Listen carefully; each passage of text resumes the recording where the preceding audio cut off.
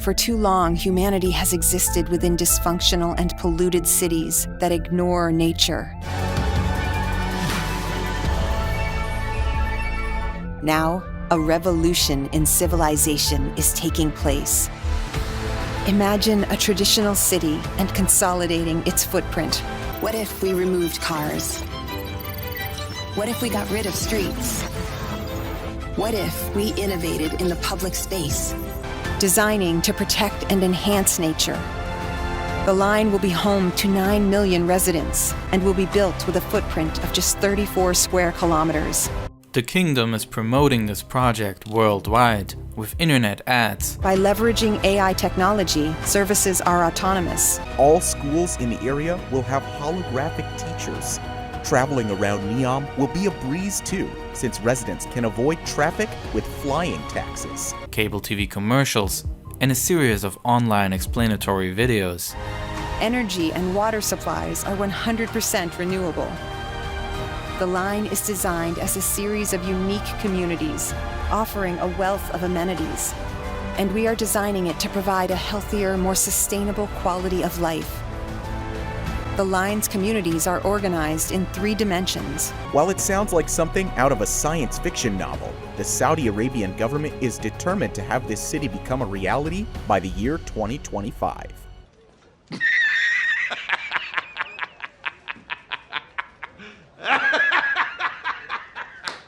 And of course, it's built on top of a hyperloop. And the line's infrastructure makes it possible to travel end to end in 20 minutes. And one of the key assets of the line is their advanced transport system. Its underground trains are supposed to be operating at over 300 miles per hour, but are there trains reaching that speed at the moment? There are 2 options, maglev and hyperloop trains. And of course, it was promoted by Matt Farrell. I've done a deep dive on hyperloop in another video, which I'll link to in the description, but to break it down quickly here, it's essentially a maglev train in a vacuum-sealed tube. Huh. A vacuum train then? Like a 100-year-old idea. I mean, there's no way you could say that someone just invented this, right?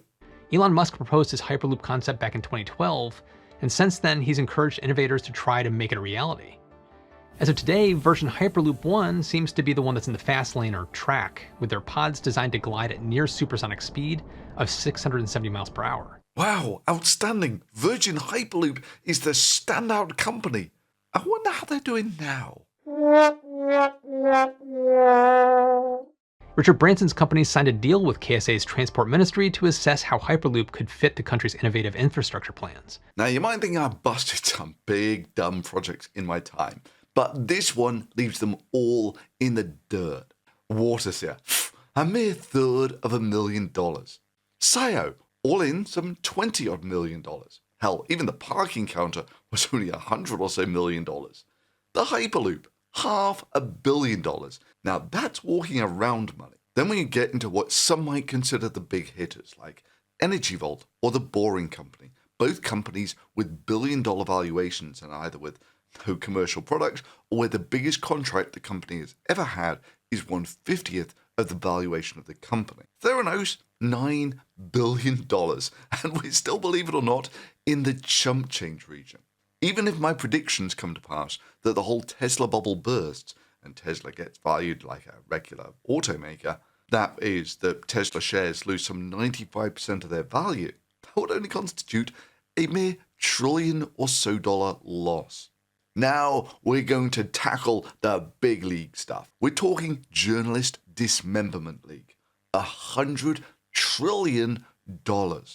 Welcome to NEOM, the line. A 170-kilometer revolution in urban living. Protecting the Earth's most stunning nature while creating unmatched livability. What if invisible technology generates carefree and open urban space? A home to all of us. Welcome to the line. NEOM. And how experiences come to life. This is where we can change it all. NEOM, made to change. Imagine you're a genius of logistics, a master of technology and special planning, the very apex of artificial informational technology. It's time to rethink communities so that we can connect and create the way we were meant to. Now forget all of that and imagine your geometry class has just gotten past point and has finally graduated to line. It's time. It's time to draw the line. And you've been asked to design the most sophisticated city that you can think of. Or maybe you just watched a little too much Game of Thrones and thought, hey, that wall thing, that's really cool. If only we could have one of those, but like in the desert, not winter is coming, maybe summer is coming. All we got to do is genetically engineer the fire giants to build it.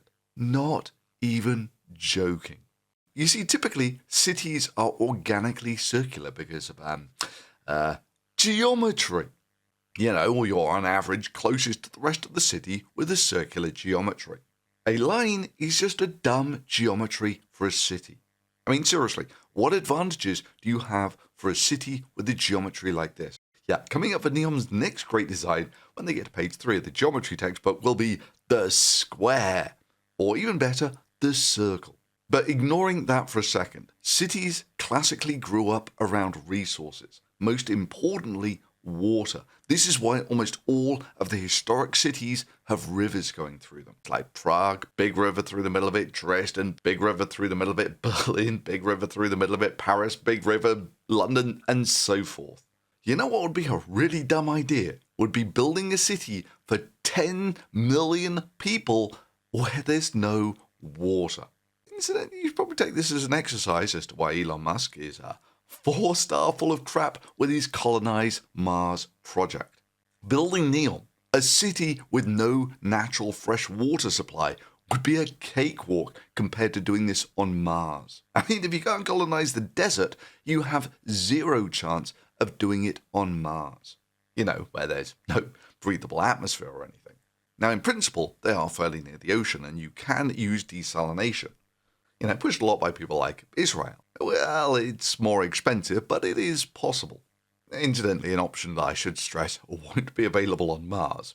Just like there's no air supply available on Mars. But the water for drinking is just a tiny fraction of what people need. To keep you hydrated, you need a few litres per day. Add the showers, toilets, and so forth into that, and you're up to about 100 litres per day. So why is the typical per capita use around 1,000 or so litres per day? Well, it's simple. You've got to grow food. Cities cannot feed themselves in any geometry. You've got to grow the food somewhere. So let's say, I reckon that minimalistically you need 370 square meters of land to feed a person. Assuming they're a vegetarian and all that sort of thing. If you're like me, like a lot of us do, then you're probably looking at almost adding a zero onto the end of that number. Times by 10 million. The line will be home to 9 million residents. And you're up to 3.7 billion square meters. Or if you put that alongside the line, 170 kilometers or so, it would extend out about 20 kilometers. Or looked at another way, if you were to stand on top of the line, you wouldn't be able to see the edge of the arable land needed to feed the line. In fact, in one of the earlier videos, they actually get the scale of these things about right. Although, of course, in the earlier version, there is no giant skyscraper thing through the middle of it all. And also, rather curiously, the line just stops when it goes over mountains somehow. It's kind of magical how it all works. Then there's the slight issue of cost. We're basically talking about rebuilding New York City, but in the middle of the desert, because reasons. The line is basically the height of the habitable part of the new World Trade Center. The line is 500 meters tall, 200 meters wide. With World Trade Center 1 costing some $4 billion and is about 50 meters wide. So 2 of those would be about $8 billion and would constitute about 100 or so meters of the line. Cool, so let's extend that down now 170 kilometers and we get a price tag for just one side of the line as being some $14 trillion. And that's just one side of the line. The line is proposed to be basically 2 lines of skyscrapers. So, putting the total cost at some $30 trillion. And that's just the cost for the tall buildings.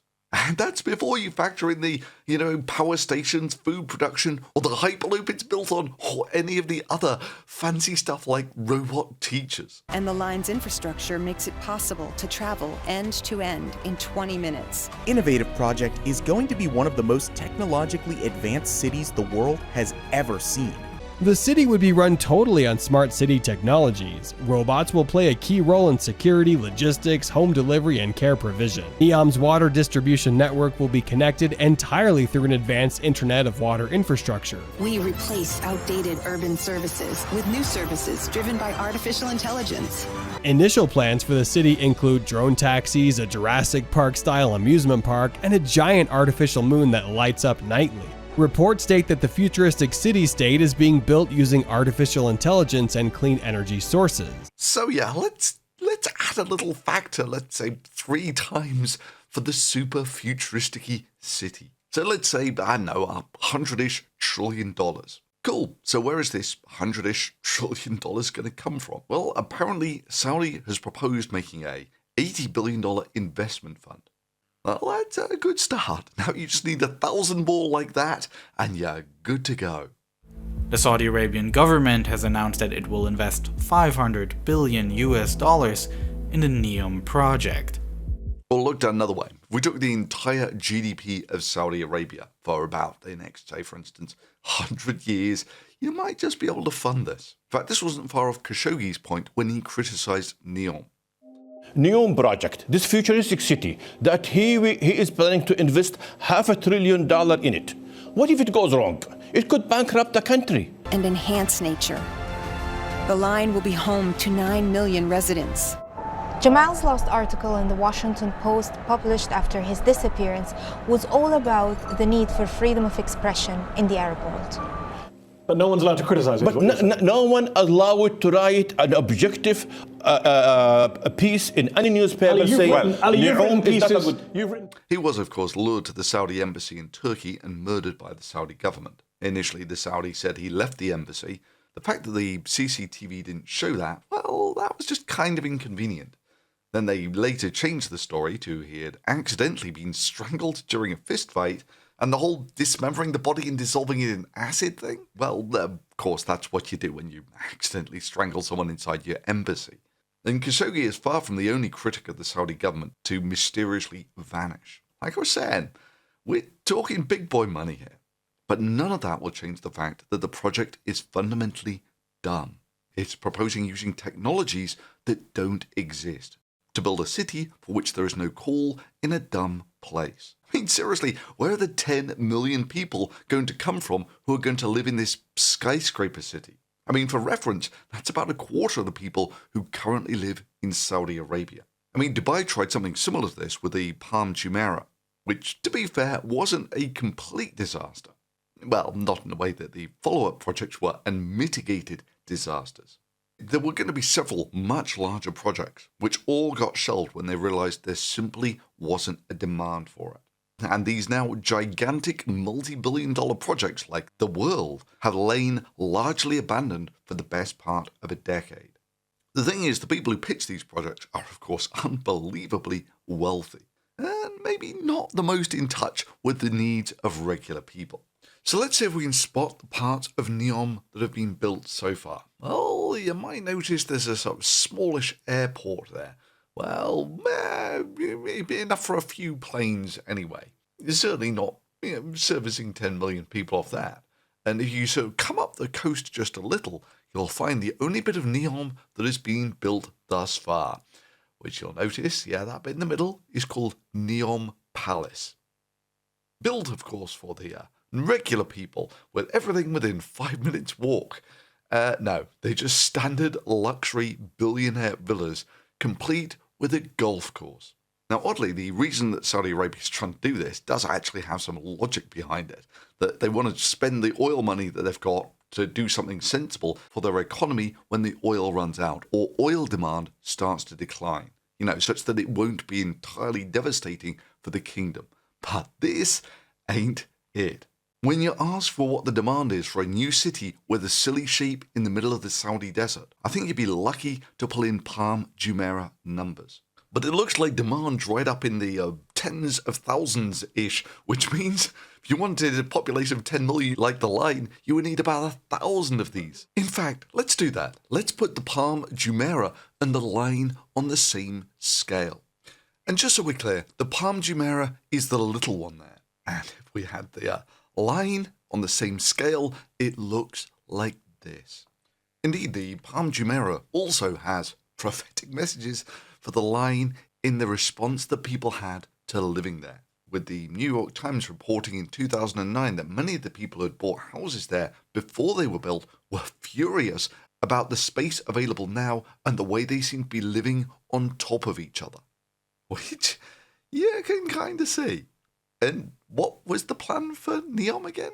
Having people living even closer together in 3 dimensions. All in all, you're just another brick in the wall. And this is before you get onto the fundamental issues of trust. Would you actually go and live in a city where everything of yours is monitored, run by a government that is known to have kidnapped people in their own embassy, killed them, with top Turkish officials adding that they believed Khashoggi's body was dissolved in acid after being cut up? The reason they dismembered Khashoggi's body was to dissolve the remains more easily. Yeah, let's just say there are some outstanding trust issues here. And of course, it goes without saying that if I do mysteriously vanish, don't let them forget this video. I mean, sure, it's not likely, but honestly, having seen some of the outrageous stuff that the Saudi government tried to pull off here, let's just say I wouldn't put anything past them. But until then, how is NEOM the most expensive thing on this channel that I've ever bastard? Liking and subscribing might be good whilst there's still an option to do so, as is supporting the channel through Patreon. And until next time.